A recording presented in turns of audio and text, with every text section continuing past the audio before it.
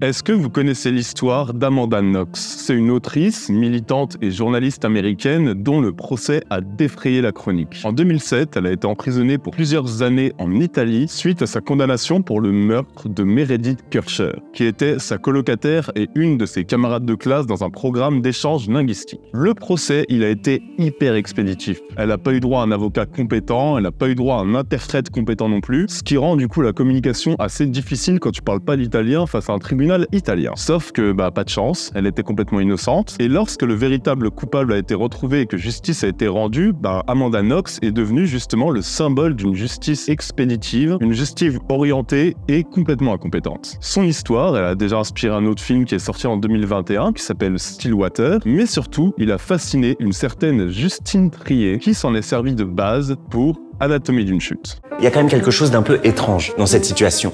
Vous admettez qu'il était jaloux? Non, no. Allez, écoutez-vous, on a l'impression que vous l'avez trompé continuellement. Bon, je vais pas vous faire l'affront de revenir sur le buzz de la Palme d'Or et sur sa carrière française. Anatomie d'une chute, ça a été un grand succès au box-office. C'est un film qui a eu quand même un sacré impact. Un impact d'ailleurs, c'est paradoxal et on va y revenir parce que c'est très important de cette vidéo, mais un impact autant lié au film qu'aux propos qui sont pourtant très mesurés de Justine Triet lors de la cérémonie de remise de sa Palme d'Or, quand elle a tenu un discours de remerciement qui n'a pas plu à notre très cher Emmanuel Macron et Elisabeth Borne. Cette contestation a été niée et réprimée de façon choquante.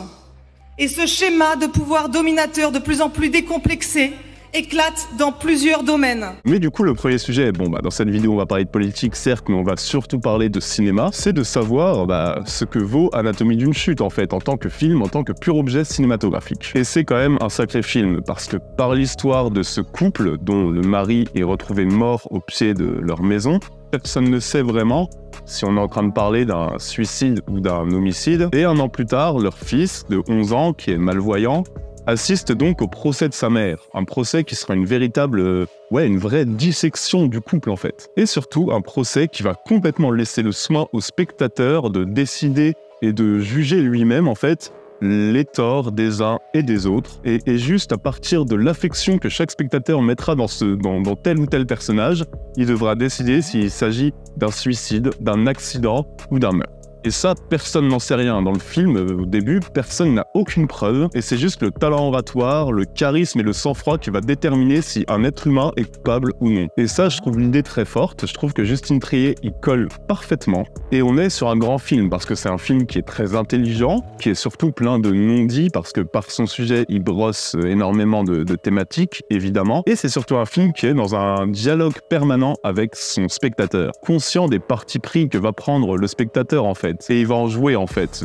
Il va notamment souvent conforter le spectateur dans ses partis pris pour en fait le prendre à contre-pied pile au bon moment. Ce qui fait de ce film un film hyper bien rythmé et qui a une narration surtout hyper remarquable. Et au milieu de tout ce tribunal, qui se comporte presque plutôt comme un théâtre en fait, j'ai envie de dire, il y a une Sandra Hüller qui nous lâche une sacrée performance. Bon, une fois qu'on a dit tout ça, du coup, vous savez ce que je pense de Anatomie d'une chute. Pour moi, c'est un des grands films de l'année dernière. Et malgré tout ça, Anatomie d'une chute n'a pas été choisi par la France pour représenter le pays aux Oscars. Un auteur peut exprimer ses idées à travers des personnages. Je remarque que vous avez vous-même relevé ce passage. Comment ne pas rapprocher ça? Si vous voulez, je peux vous lire tout Stephen King pour vous prouver que c'est un serial killer. Mais est-ce que la femme de Stephen King a été retrouvée morte chez lui dans des circonstances plus que douteuses? Vous savez un peu comment ça se passe. En gros, chaque année, chaque pays doit choisir un de ses films, une de ses productions, pour le soumettre à l'Oscar du meilleur film international. Le meilleur film étranger en quelque sorte. Chaque pays choisit son film qui va concourir, et au vu de son buzz et du fait qu'il a eu la Palme d'Or, clairement, ce prix, Anatomie d'une chute, était le grand favori. Sauf que, du coup, il n'a pas été choisi, et c'est évidemment une décision très politique, parce qu'on rappelle que c'est une commission du CNC qui choisit le film qui va représenter la France, que le patron du CNC, donc Dominique Boutonnat, sur lequel repose d'ailleurs pas mal de soupçons d'agression sexuelle qu'il ne conteste pas, vous allez trouver tous les liens en description pour les sources, je crois que c'est pas comme ça que je vais avoir le CNC talent un jour, 20 Dieu. Bref, ce patron, il a été placé avec force, clairement, et il a été maintenu à son poste malgré ces accusations et malgré énormément de protestations de la part d'autres membres du CNC par Emmanuel Macron. Et notre très cher gouvernement Macron, il a très peu goûté la prise de position de Justine Triet lors de sa cérémonie à Cannes. Surtout qu'apparemment Emmanuel Macron aime bien les artistes qui font résonner la France à l'international. Je ne sais pas si vous avez vu un petit peu l'actualité, mais là je suis un petit peu taquin, on va se recentrer un peu. La commission du CNC a plutôt choisi La Passion de Dodin Bouffant, qui est un film qui est bien sympathique au demeurant, un film que j'ai beaucoup aimé, un film que je pourrais même vous conseiller, pour aller aux Oscars à la place de Anatomie d'une chute. Une décision qui a surpris un petit peu tout le monde, surtout à l'international où on ne comprend pas pourquoi la France se tire une balle dans le pied comme ça alors qu'elle avait un film qui est un très sérieux concurrent. Vous avez toujours été en toutes circonstances cette bonne âme admirable, altruiste, mesurée, qui tente d'empêcher l'autre de se faire du mal, sauf au moment de cet enregistrement, c'est pas de chance. Et, sauf que vous l'avez sans doute remarqué il y a quelques jours, Anatomie d'une chute a raflé, alors certes, le prix du meilleur film en langue étrangère aux Golden Globes, mais aussi, et c'est là où c'est très intéressant, le prix du meilleur scénario. Et là, vous voyez, le film, il change d'un coup de statut. Parce que les Golden Globes, on le sait, c'est souvent ce qui permet de préfigurer, d'annoncer un petit peu les gagnants aux Oscars. Il y a souvent une corrélation qui est faite entre les deux cérémonies. Et avec cette récompense, le film devient un sérieux prétendant à d'autres statuettes aux Oscars. Mais attends, Louis, tu viens de dire qu'Anatomie d'une chute n'est pas nominé aux Oscars. On comprend rien, ça veut rien dire ta vidéo de merde. Alors oui, attendez, je vais vous expliquer. Parce qu'en fait, si Anatomie d'une chute aurait concouru au meilleur film en langue étrangère, il l'aurait très probablement eu. Franchement, je pense qu'il aurait eu 70% de chance d'avoir le prix du meilleur film en langue étrangère. Parce que voilà, il n'aurait pas été en compétition avec les Oppenheimer, avec les Killers of the Flower Moon, avec les Poor Things. Il aurait évité tous les grands blockbusters qui, on le sait, vont tout rafler aux Oscars cette année. Mais le truc, c'est que s'il avait été choisi pour représenter la France dans la catégorie meilleur film en langue étrangère, il aurait pu être représenté que dans cette catégorie-là. Il aurait pu avoir seulement cet Oscar-là, qui est un Oscar quand même un petit peu entre grands guillemets, un peu mineur. Personne n'aurait même pu envisager que voilà, Justine Triet puisse tenir face aux gros mastodontes que sont Christopher Nolan, un Martin Scorsese, une Greta Gerwig. Mais ça, c'était avant qu'un nouvel acteur ne rentre dans la balance. Le distributeur américain du film qui s'appelle Neon. Ça va être un accent horrible, donc je vais les appeler Néon si ça vous va. Néon Distribution, c'est terrible à prononcer comme ça. C'est une société de distribution indépendante américaine qui s'est spécialisée dans l'exploitation de films principalement d'auteurs, des films américains certes, mais aussi et surtout des films en langue étrangère qu'ils distribuent sur le territoire américain. Alors eux, ils ont leur catalogue d'excellents films, Palm Springs, Colossal, que j'adore, je vous en ai parlé 100 fois sur Intercut, et c'est aussi eux qui s'étaient occupés de montrer et distribuer Titan aux Américains. Titan qui avait eu un petit buzz aussi d'ailleurs aux États-Unis. Mais en 2019, ils ont surtout tout explosé avec leur nouvelle acquisition, Parasite. C'est eux qui ont lancé Parasite dans la course aux Oscars avec le résultat assez incroyable qu'on connaît tous. 4 Oscars, dont meilleur réalisateur et meilleur film, devenant d'ailleurs le premier film en langue étrangère, donc qui n'est pas tourné en américain ou en anglais, je veux dire, à gagner l'Oscar du meilleur film. Ça, à l'époque, ça a été un tremblement de terre, quoi. Et ça a été grâce au lobbying qu'a eu le distributeur américain, donc Neon Distribution. Et clairement, ce distributeur place énormément d'espoir en Anatomie d'une chute. The autopsy report is inconclusive about the cause of death. Stop. I did not kill him.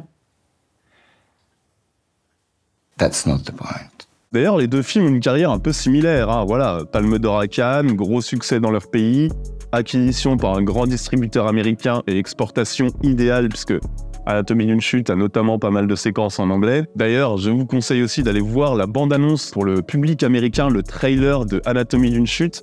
C'est incroyable comme il est monté, il n'a rien à voir avec la bande-annonce française, et je trouve qu'au niveau de la vente, c'est très malin. Et du coup, le film a une petite réputation aux États-Unis, et surtout, voilà, il a changé de statut un grand coup avant les Oscars. Et du coup, si, malgré le manque de soutien dans son propre pays, Anatomie d'une chute parvenait à créer la grande surprise aux Oscars. Ça semble de moins en moins improbable avec tout ce que je vous ai dit, surtout avec le soutien du distributeur qui tweet à peu près tous les jours sur le film, qui harcèle l'Académie pour lui rappeler en permanence qu'il existe.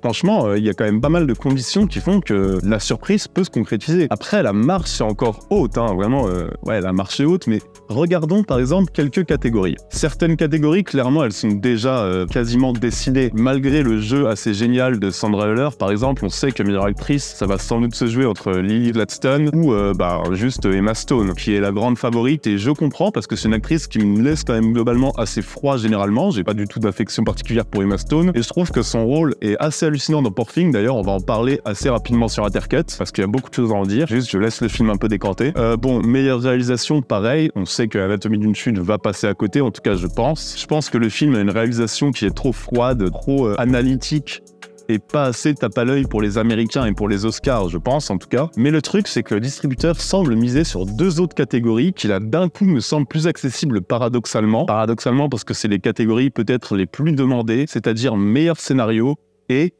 meilleur film en fait. It's not true. Vous aviez déjà frappé votre mari? Non. Non, jamais. C'est bien ce qui s'est passé.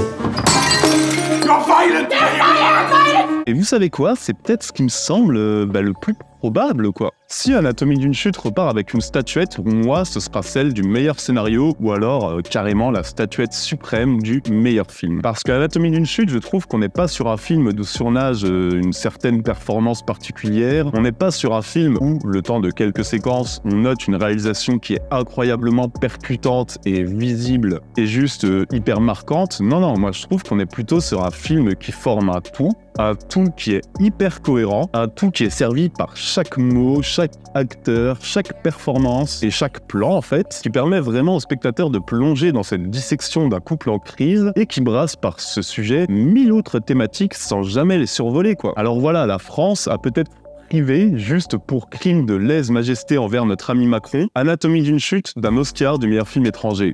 Oui, peut-être que c'est ce qui s'est passé. Mais le truc, c'est qu'en faisant ça, elle a attiré l'attention sur le film, parce que comme je l'ai dit, les 3/4 de la presse américaine sur Twitter, c'est pareil, personne ne comprend pourquoi la France a ainsi juste snobé son meilleur film et la meilleure chance qu'elle avait de gagner un Oscar. Toute la presse se demande pourquoi le film n'a pas été sélectionné, donc ça le place en tant que martyr et ça lui donne déjà une sacrée force. Et on aura la réponse en mars, mais en essayant d'invisibiliser Anatomie d'une chute, la France lui a peut-être juste donné l'impulsion dont elle avait besoin pour aller encore plus loin.